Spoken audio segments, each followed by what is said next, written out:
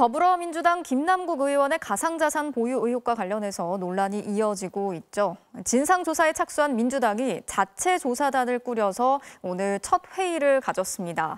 국회 상임위에서는 국회의원들에 대한 가상자산 전수조사가 필요하다, 검찰 수사가 불가피하다는 주장도 나왔습니다. 이혜리 기자가 취재했습니다. 김남국 의원은 지난 2021년 2월 주식 매도 대금 약 10억 원으로 가상화폐 투자를 시작해 원금과 비슷한 액수를 현금으로 회수한 것으로 전해졌습니다. 이후 김 의원은 남은 투자금으로 위믹스를 사들였고 2022년 2월 위믹스 코인 120만여 개를 가상화폐 거래소인 빗썸에서 업비트와 클립으로 각각 이체한 것으로 보입니다. 당시 평가액으로 87억 원에서 100억 원에 달합니다. 10억 원이었던 가상화폐 투자 원금이 몇 번의 거래를 거치면서 1년 사이 10배 가까이 불어난 겁니다. 하지만 김 의원은 여전히 이 기간 동안 어떤 가상화폐를 언제 얼마나 사고 팔았는지 상세 거래 내역을 공개하지 않고 있습니다. 진상조사에 착수한 더불어민주당도 김 의원에게 코인 거래 내역부터 제출받아 외부 전문가와 함께 들여다보겠다는 방침입니다. 계좌 거래 내역이라든지 코인 거래 내역을 살펴보면 의문의 상당 부분이 해소되지 않을까. 여당은 김 의원이 여러 가지 코인을 거액으로 투자한 배경에 게임 회사의 내부 정보를 활용했거나 게임 회사로부터 위믹스를 공짜로 받은 것 아니냐는 의혹을 강조해 제기하고 있습니다.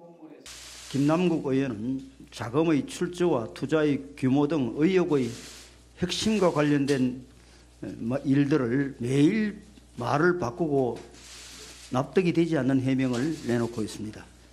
국회 정무위원회에서는 국회의원 전수조사가 필요하다는 주장과 검찰 수사가 불가피하다는 답변도 나왔습니다. 너무 숨겨놓은 게 많아가지고 다음이요. 뭘 숨겨놨는지 저도 찾기가 힘든데 이 위믹스는 지금 어디에 있는지도 모르고 또 얼마인지도 모르고 그래서 현물로 이게 거래가 받았던지 하는 가능성이 지금. 이 경우 이제 검찰 조사를 통해서 이거를 좀 밝혀야 되지 않나는 밝힐 수밖에 없지 않나는 생각이 듭니다. 이제 금융정보분석원 FIU가 이미 김 의원의 거래를 검찰로 통보했다고 밝힌 가운데 FIU 원장은 월 평균 1000건 정도의 이상 거래가 포착되는데 이 가운데 검찰로 통보하는 건수는 전체의 약 4%로 40건 정도라고 설명했습니다. MBC 뉴스 이혜리입니다. 윤석열 대통령이 오늘 코로나19 위기 경보 수준을 심각에서 경계로 낮추겠다고 공식 발표했습니다. 확진자 격리 의무가 5일 격리 권고로 바뀌는 등 일상에서 느낄 수 있는 대부분의 방역 조치가 사라지게 됐습니다.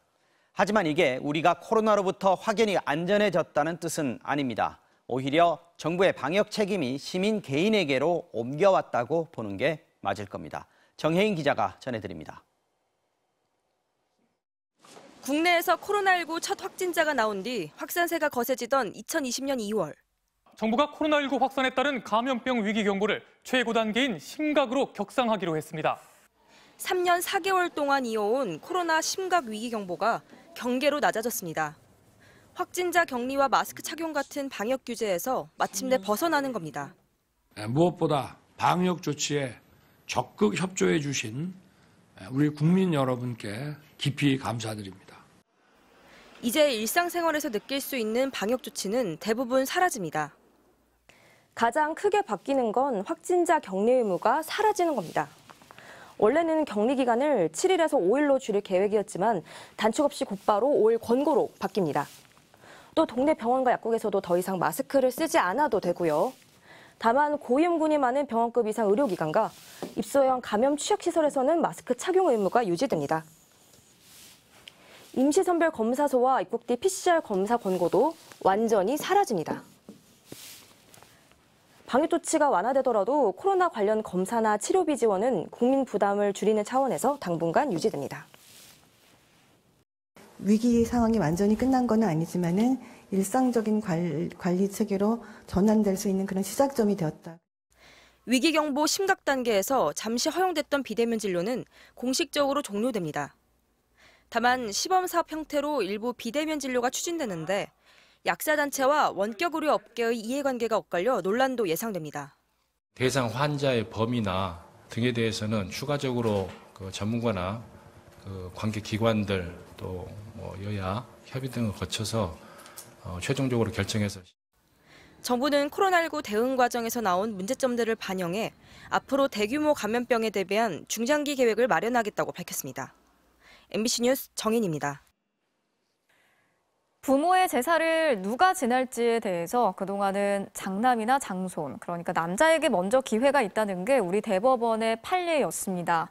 그런데 대법원이 성평등을 명시한 헌법 정신에 어긋난 판결이었다고 반성하면서 15년 만에 판례를 깨고 남동생보다 누나에게 우선권이 있다고 새롭게 판결했습니다. 이유경 기자가 전해드리겠습니다.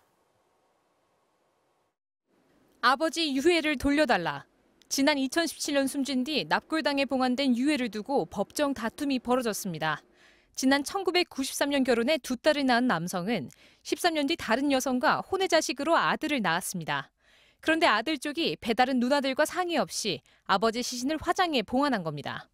법률상 부인과 상속인인 두 딸은 배다른 남동생 측을 상대로 소송을 냈지만 소용이 없었습니다. 상속인 사이 협의가 이루어지지 않는 경우 장남이나 장손자가 제사를 맡는다. 즉 아들이 우선이라는 2008년 대법원 판례 때문입니다. 대법원이 15년 만에 과거 자신들이 내렸던 판단을 뒤집었습니다. 장남, 장손 등 남성을 우선한 것은 성별에 의한 차별을 금지하고 개인의 존엄을 보장한 헌법 정신에 어긋난다며 판례가 이치에 맞지 않다고 스스로 정정한 겁니다. 여성 상속에 대한 차별을 정당화할 만한 합리적인 이유는 없습니다. 남성 중심의 가계 계승의 의미가 상당 부분 퇴색했고 아들과 딸 역할의 차이가 없어진 현실도 반영했다며 제사를 누가 맡을지 새 기준도 제시했습니다. 상속인끼리 협의가 어렵다면 남녀나 적자인지 서자인지 따지지 말고 나이가 많은 사람이 제사를 맡는다는 겁니다. 대법원은 법적으로까지 굳어졌던 남성 중심의 관습들을 느리게나마 하나씩 고쳐왔습니다. 2005년 대법원은 여성에게도 종중회원 자격을 줘야 한다고 기존 판례를 뒤집었고 2010년 성별을 이유로 종중 재산 분배에 차별을 둬선 안 된다고 판결했습니다. MBC 뉴스 이유경입니다. 이웃집에서 인터넷 도박을 하다가 돈을 잃자 흉기를 휘둘러서 주민 2명을 숨지게 한 30대 남성이 붙잡혔습니다. 범행 직후 달아났던 남성은 거리에 있던 중학생들까지 위협했는데요. 이 학생들의 신고로 현장에서 체포됐습니다. 변윤재 기자가 취재했습니다. 어젯밤 8시 반쯤 경기도 시흥의 한 초등학교 앞 경찰차 2대가 연달아 달려가더니 10여 분 뒤 반대 방향으로 한 대가 더 지나갑니다. 한 남성이 길에서 마주친 중학생들에게 택시를 잡아달라며 흉기로 위협한다는 신고가 접수된 겁니다. 현장에서 남성 김모 씨를 붙잡은 경찰이 조사를 시작하자 또 다른 전화가 걸려왔습니다. 인근의 한 아파트 주민이 흉기에 찔려 크게 다쳤다는 신고였습니다. 이 사건의 피의자 역시 김 씨였습니다. 이웃인 피해자 집에서 온라인 도박을 하다가 다퉜고 격분한 김 씨가 집에 있던 흉기를 휘둘렀습니다. 피해자는 크게 다쳐 병원으로 옮겨졌습니다. 여기 소음이 엄청 컸어요. 누워있으면 그냥 이 자체가 다 들린단 말이에요. 그래가지고 보통 큰일이 아니구나 싶었어 그냥 어제. 조사 결과 김 씨는 4층 피해자 집을 나와 같은 동의 70대 여성과 60대 남성도 해친 걸로 드러났습니다. 김 씨는 13층에서 이웃 2명을 살해한 뒤 다시 집으로 돌아와 옷까지 갈아입고 도주했습니다. 화근은 김 씨가 빠진 인터넷 도박이었습니다. 최근까지 8천여만 원을 잃었다고 진술했습니다. 동네 지인들하고 같이 그 고스톱 그걸 치면서 그분한테 돈을 많이 잃고 또 자릿세 그것도 받은 것 때문에 앙심을 품고 있다가 범행을 하게 됐다는 그 피의자 진술입니다.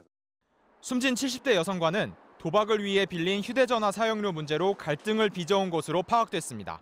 2천만 원 잃고 나서 뭐 자살하겠다고 뭐 소동을 피우고 막 난 살기 싫다면서 그냥 사고치고 교도소에 들어가겠다고 막 그러더라고. 중국 동포인 김 씨는 12년 전 영주권을 취득했고 한국인 명의로 임대된 집에서 혼자 살았던 것으로 파악됐습니다. 경찰은 조사를 마치는 대로 구속영장을 신청할 예정입니다. MBC 뉴스 변윤재입니다. 택시를 탄 승객 2명이 경북 포항에서 대전까지 꼬박 3시간을 이동했습니다. 택시 요금이 28만 원이 나왔는데 돈이 모자란다면서 송금을 해주겠다고 속인 뒤에 그대로 달아나 버렸습니다. 택시 기사에게 적어준 전화번호도 가짜였는데요. 이 승객들 결국 사흘 만에 경찰에 붙잡혔습니다. 김지혜 기자가 취재했습니다. 경북 포항의 한 해수욕장 앞 도로. 여성 2명이 대전으로 가달라며 택시에 탑니다.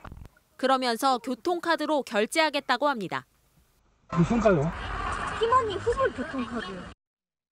택시는 꼬박 3시간 넘게 달려 대전에 도착했습니다. 택시비는 28만 원. 하지만 교통카드는 잔액이 부족해 결제가 되지 않았습니다. 고객센터에 문의했는데 된다고 해서. 그러면서 갑자기 뒤에 차가 온다며 택시에서 내립니다. 차 오나? 뒤에 차가 있다. 근데 잠깐만요. 하는 수 없이 택시기사는 송금을 받기로 했고 연락처까지 받았지만 집에 가서 보낸다는 돈은 들어오지 않았습니다. 적어준 전화번호도 가짜였습니다. 아예 전화를 안 받고 그러더니 그 후에는 아예 그 번호가 없는 번호로 넘어가더라고요. 결국 택시기사는 택시비도 받지 못한 채 다시 3시간을 달려 밤늦게 포항으로 돌아왔습니다. 아버지 속상하셔가지고 이제 술도 한잔 하시고 이제 내가 왜 그랬는지 본인을 약간 한탄 이렇게 하면서. 하지만 먹튀 승객들은 사흘 만에 택시에서 내린 곳 근처에서 경찰에 붙잡혔습니다. 경찰은 이들이 계획적으로 택시비를 내지 않았다고 보고 사기 혐의로 검찰에 송치할 예정입니다. MBC 뉴스 김지혜입니다.